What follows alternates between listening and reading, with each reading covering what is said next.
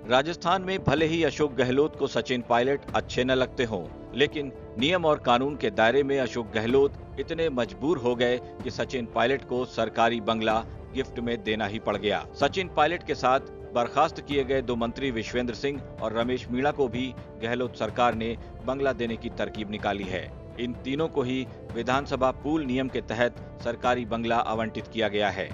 क्योंकि अशोक गहलोत पहले ही पूर्व सीएम वसुंधरा राजे को बंगला अलॉट कर चुके हैं, यानी अब राजस्थान सरकार के डिप्टी सीएम के पद से हटाए जाने के बाद सचिन पायलट को सरकारी बंगला खाली नहीं करना पड़ेगा।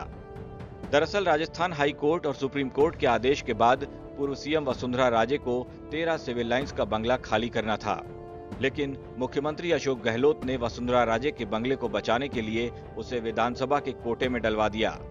असल में विधानसभा के पास वरिष्ठ विधायकों को बंगला आवंटित करने का अधिकार होता है और अशोक गहलोत ने उसी अधिकार का इस्तेमाल करते हुए कोर्ट के आदेश का भी तोड़ निकाल लिया और विधानसभा पूल के तहत वसुंधरा राजे को फिर से वही 13 सिविल लाइंस वाला बंगला आवंटित कर दिया।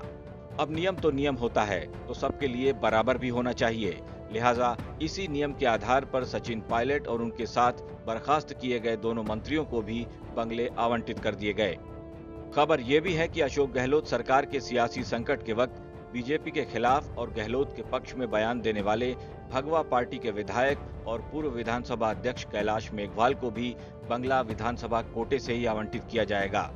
सचिन पायलट के साथियों के मंत्री पद से हटाए जाने के बाद सितंबर में ही उन्हें बंगला खाली करना था, मगर दोनों नेता इस आस में बंगला खाली नहीं कर पा रहे थे कि मंत्रिमंडल का विस्तार होगा तो बंगला वापस मिल ही जाएगा। मगर जब ये विस्तार मई जून तक टल रहा है तो राहुल गांधी के दौरे से ठीक पहले अशोक गहलोत ने बंगले का विवाद खत्म करके ये संदेश देने की कोशिश की है कि अब राजस्थान कांग्रेस में सब कुछ ठीक ठाक है।